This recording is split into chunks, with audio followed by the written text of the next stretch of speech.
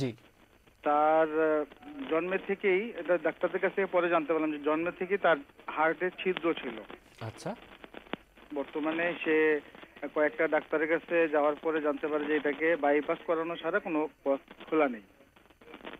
এখন এতটুকু বাচ্চা, তার জন্য কি বাইপাসটা করানো ঠিক হবে? একটু অথবা বলবেন কি ছিদ্র ছিল, এসডি না ভিএসডি? হার্টের পিডিএ, ছিদ্রটি ধরুন। হার্টের ছিদ্রটার নাম কি আপনি বলতে পিডিএ, পারবেন? পিডিএ। পিডিএ, জি। আচ্ছা জি, শুনুন।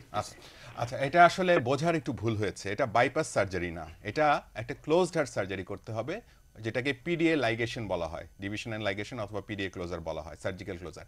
এটা আসলে বাইপাস সার্জারি না। আমরা আজকে যেটা নিয়ে আলাপ করছি সেটা হচ্ছে ইসকেমিক হার্ট ডিজিজ, অর্থাৎ হৃৎপিণ্ডের ধমনীর রক্ত সরবরাহ বন্ধ হয়ে গেলে বা শুরু হয়ে গেলে সেটার জন্য যে অসুখটা হয় ইসকেমিক হার্ট ডিজিজ, সেটার জন্য বাইপাস করার প্রয়োজন হয়। আর আপনি যে শিশুটির কথা বলেছেন তার জন্মগত হৃদরোগ, এটা আসলে বাইপাস সার্জারি না, এটা অন্য ধরনের ওপেন অথবা ক্লোজড হার্ট সার্জারি। এবং এই ক্ষেত্রে পিডিএর ক্ষেত্রে অবশ্যই এটা একটা ক্লোজড হার্ট সার্জারি, যেটা বুকের পাশে কেটে স্বল্প সময় সহজেই করা সম্ভব। এবং বাংলাদেশে অন্তত 15 থেকে 16টা হাসপাতালে নিয়মিতভাবে এই অপারেশন এটা তো সহজ একটা খুব সহজ অপারেশন, তাই না? পিডিএ সহজ একটা অপারেশন। আচ্ছা, এটা নিয়ে এত ভয় পাবো না। আমি একটু যোগ করতে জি, চাচ্ছি। পিডিএ ডিভাইস হ্যাঁ, ক্লোজার। যদি উনি অপারেশন করতে রাজি না হন, বর্তমানে বাংলাদেশে পিডিএ ডিভাইস ক্লোজারও লাগানো হচ্ছে।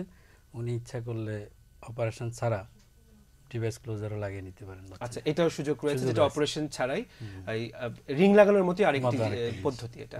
জনাব সিরাজ সাহেব, আপনার কাছে আমরা আসছি। আপনার কতদিন আগে বাইপাস সার্জারি করা হয়েছিল? আমার 10 বছর আগে বাইপাস করা হয়েছে। আপনার কি ধরনের হার্ট অ্যাটাক হয়েছিল? এনজিওগ্রামে কি পাওয়া গিয়েছিল? অ্যানজিওগ্রামে 2টা ব্লক পাওয়া গিয়েছিল। 2টা ব্লক।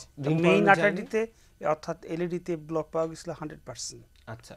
আমি রিং পরানোর জন্য চেষ্টা করেছিল ডাক্তাররা, কিন্তু রিং পরানো সম্ভব হয়নি। তারপর আমাকে বাইপাস করা হয়। বাইপাস সার্জারি কোথায় হয়েছিল? জাতীয় হৃদরোগ এনএসিবিডিতে। 10 বছর আগে থেকে? 10 বছর আগে থেকে আমরা চলছে। হ্যাঁ, আমি আসলে সিরাজ সাহেবকে, সে সময় আমি ছিলাম সেই অপারেশনে, আমি একজন সদস্য অপারেটিং টিমের। ওনার 10 বছর আগে বাইপাস অপারেশন করা হয়েছিল এবং আজকে আমরা দেখতে পাচ্ছি যে আপনি কেমন আছেন? আপনার মুখ থেকে স্যার আমি খুবই ভালো আছি আল্লাহর রহমতে, আপনার দোয়া আশীর্বাদে স্যার। আপনি একটু আগে বলছিলেন মাঝে মাঝে মনেই থাকে না আমার অপারেশন করা আছে স্যার। এটা আমার এটা মনে থাকে না যে আমি আমার অপারেশন করা আছে। আমি ভালো আছি। আমি এখানে আরেকটু উল্লেখ করতে চাই যে আমেরিকা থেকে যে ভাই ফোন করেছিলেন, এক ভদ্রলোক, ওনার ভাইয়ের বিষয়ে, তারও কিন্তু 100% অক্লুশন উনি বলেছেন।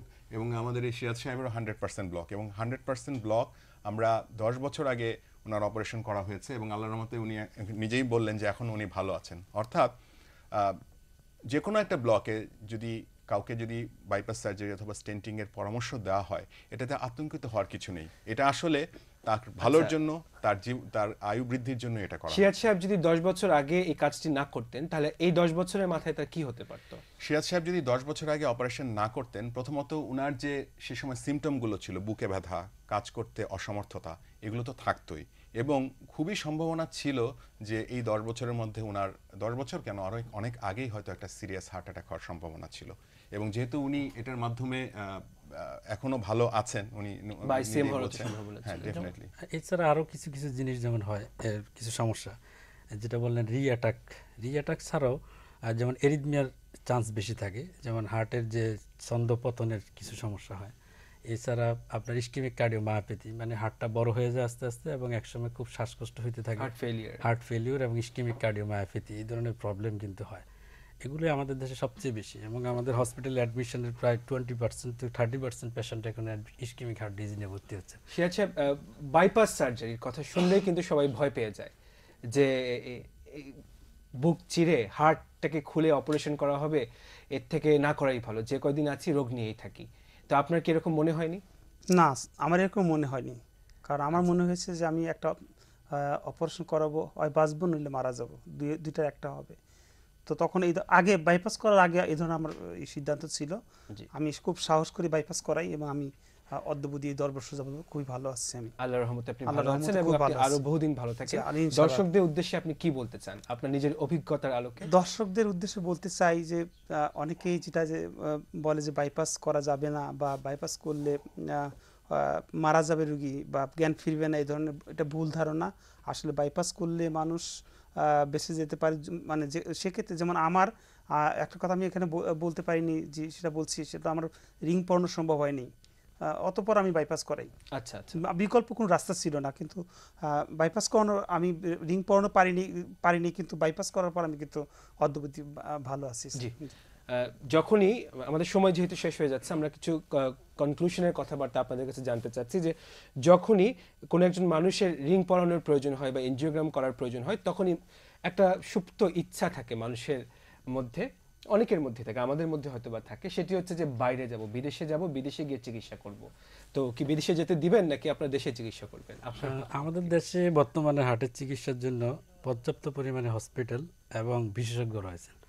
এই অবস্থায় বাইরে যাওয়ার খুব একটা প্রয়োজন নাই। তো এখানে এনজিওগ্রাম তো রেগুলারই হচ্ছে, অনেক হসপিটালে এনজিওগ্রাম হচ্ছে, এনজিওপ্লাস্টি হচ্ছে, বাইপাস হচ্ছে। এই মুহূর্তে মনে হয় না যে বিদেশ যে চিকিৎসা করা লাগবে। আচ্ছা, মানে রিং পরানোর মধ্যেও তো অনেক জটিলতা বা অনেক ক্রিটিক্যাল রিং পরানোর ব্যাপার আছে। কিছু জটিল ব্যাপার থাকে রিংয়ের ভিতরে, যেমন ক্রনিক টোটাল অক্লুশন, তারপর হচ্ছে এগুলো ডিল করার জন্য লেফট মেন স্ট্যান্টিং এর জন্য মাল্টিপল স্ট্যান্টিং, এবং এর জন্য যে ফেসিলিটি এবং পর্যাপ্ত পরিমাণে হার্ডওয়্যার এবং ইকোনমিক্যাল যে সাপোর্ট, এগুলো আমাদের দেশে কিছুটা কম।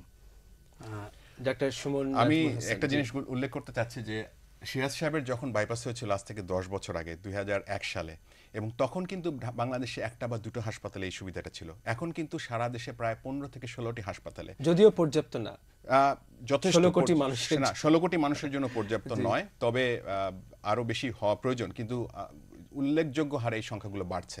এবং আমি বিশেষ করে উল্লেখ করতে চাই যে অতি সম্প্রতি চট্টগ্রামেও এই সুযোগ সুবিধা চালু হয়েছে। আপনারা জানবেন যে চট্টগ্রামে কিছুদিন আগে চট্টগ্রামের একটি বেসরকারি হাসপাতালে, মেট্রোপলিটন হসপিটাল, সেখানে আমরা ওপেন হার্ট সার্জারি আরম্ভ করেছি, এবং ইনশাল্লাহ আগামী 3-4 মাসের মধ্যে চট্টগ্রাম মেডিকেল কলেজেও এই অপারেশন আরম্ভ হবে। এবং এটা আরম্ভ হলে চট্টগ্রাম শহরের 70 লক্ষ লোক এবং এর যে অ্যাডজয়নিং এরিয়া প্রায় 3 থেকে 4 কোটি লোক বাংলাদেশে বসবাস করে, তাদের জন্য এটা একটা বিরাট সুবিধার ক্ষেত্র হবে।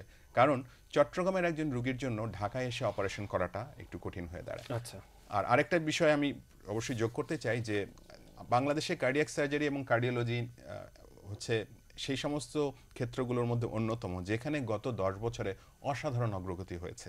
10 বছর আগে সিরাজ সাহেবের মতো অনেকেই হয়তো বাংলাদেশে বাইপাস সার্জারি করাতে রাজি হতেন না, কিন্তু আজকে কিন্তু আপনি খুব কম সংখ্যক রোগী পাবেন যারা দেশের বাইরে এই কাজের জন্য যাচ্ছেন।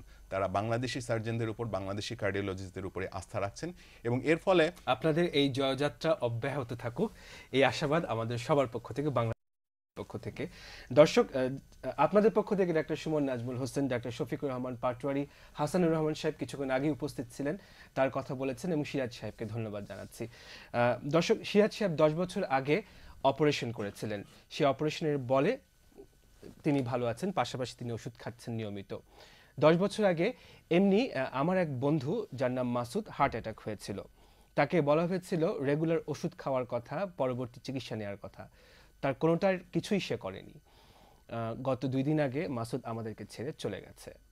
দর্শক, যারা আজকে অনুষ্ঠান দেখছেন, মাসুদের জন্য আপনারা দোয়া করবেন, আমার বন্ধুটির জন্য, পাশাপাশি মাসুদের মতো পরিণতি যেন আর কারো না বরণ করতে হয়, সেজন্য সবার প্রতি অনুরোধ হইল যে হার্ট অ্যাটাক হওয়ার পর অবশ্যই পরবর্তী চিকিৎসা করবেন এবং নিয়মিত ঔষধ খাবেন ও লাইফস্টাইল মডিফিকেশন বলে যে উপদেশটি আমাদের চিকিৎসকরা দেন সেটি মেনে চলবেন। সবাইকে ধন্যবাদ জানিয়ে শেষ করছি আজকের অনুষ্ঠান।